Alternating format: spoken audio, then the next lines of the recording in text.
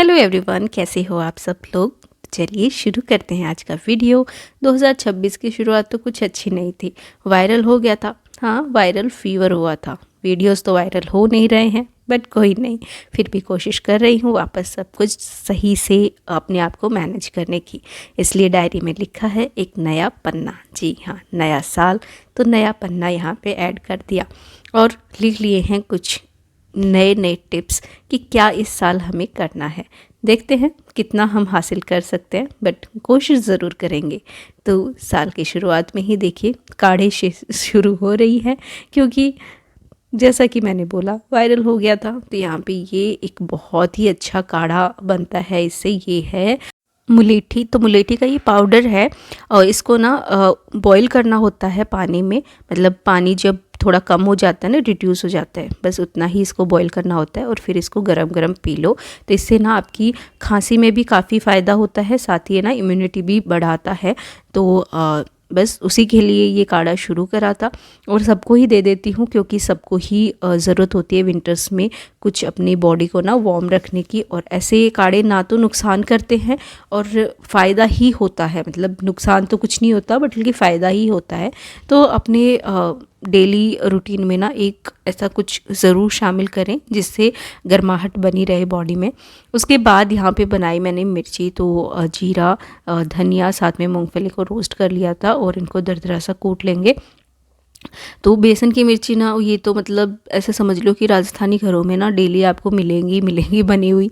Fridge में रख ही लेते हैं बनाकर और काफ़ी मतलब चल जाती हैं ये 10 से 15 दिन तक। और अगर कोई सब्ज़ी समझ में नहीं आए ना तो एक मिर्ची निकालो और रोटी इसके साथ खा लो, सही रहता है।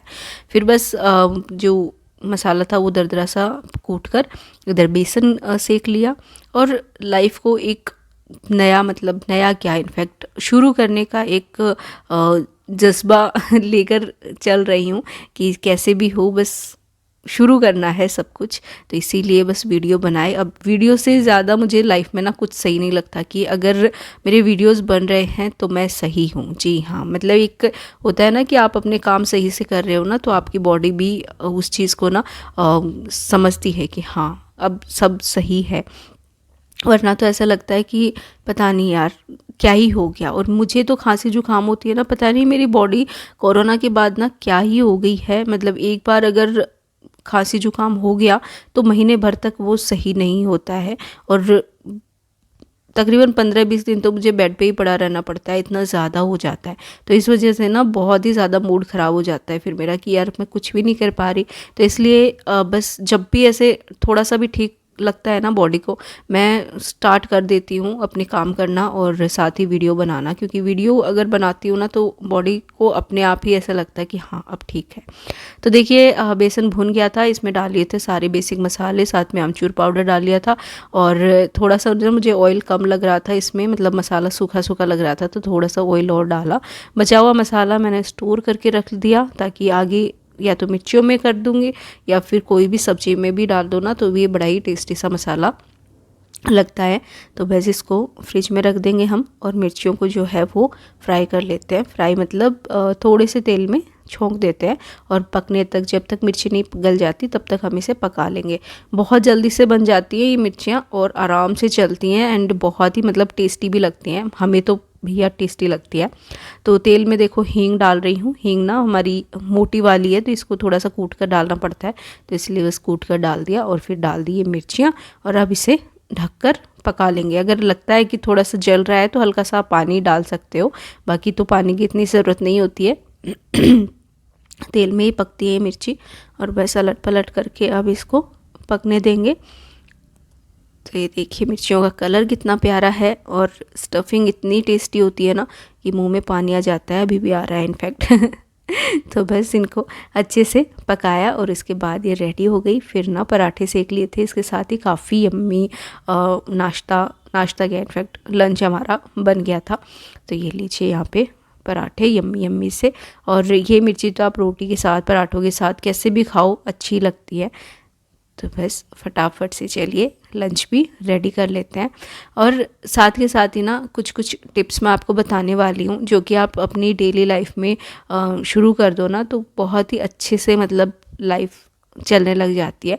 तो एक तो देखो ये है कि आप ना एक डायरी मेंटेन करके रखो ग्रोसरी के लिए हमेशा। तो मेरी तो देखो ये डायरी है। तो आज पापा जी को एक्चुअली लिस्ट बनाकर देनी थी, तो इसलिए पन्ना फाड़ लिया मैंने, अदरवाइज़ तो फ़ोटो खींच के भी दे देती हूँ। तो यहाँ पे वही लिस्ट में बना रही थी, तो सोचा कि चलो आपके साथ भी शेयर कर लेते हैं। कुछ कुछ छोटी छोटी चीज़ें हैं बट लाइफ काफ़ी आसान हो जाती है। और इस तरीके से मेंटेन करते हैं ना डायरी, तो जब भी कोई सामान ख़त्म होता है ना तो हाथों हाथ लिख लो, तो पता रहता है कि हाँ ये वाली चीज़ें लानी है। सेकेंड हैक देखिए, जब भी बर्तन खाली हो ना तो उसे पानी से भर के रख दो। तो इससे ना जब आप बर्तन धोओगे ना तो वो गल जाता है और काफ़ी आसानी से वो क्लीन हो जाता है। तो इसलिए जब भी कोई भी बर्तन आप वॉश बेसिन में रख रहे हो ना तो ऐसे मत रखो, उसमें पानी डाल के रखो। कुछ डब्बे भी आज निकाले थे, घी के निकाले थे, थोड़े बहुत राशन के निकले थे, तो वो भी मैंने यहाँ पे भर के रख दिए थे। घी के डब्बे जब भी मैं धोती हूँ ना गर्म पानी से ही धोती हूँ, भले ही वो गर्मी में हो या विंटर्स में हो। विंटर्स में तो इनफैक्ट स्पेशली ये ज़रूरी हो जाता है कि गर्म पानी से ही धोएं। साथ ही देखो एक छोटा डब्बा ना हमेशा अपने किचन में रखो, जिसमें ऐसे आप कोई भी पॉलीथीन लगा के रख दो। तो इससे ना आपका बड़ा वाला डस्टबिन जो है ना वो गंदा नहीं होता, बार बार उसको धोने की ज़रूरत नहीं पड़ती। छोटा डब्बा ही आप मैनेज करोगे ना तो उसको ही बस धोना पड़ेगा, डेली रात में उसको धो कर रख दो तो काफ़ी सही रहता है। डस्टबिन भी स्मेल नहीं आती है उसमें।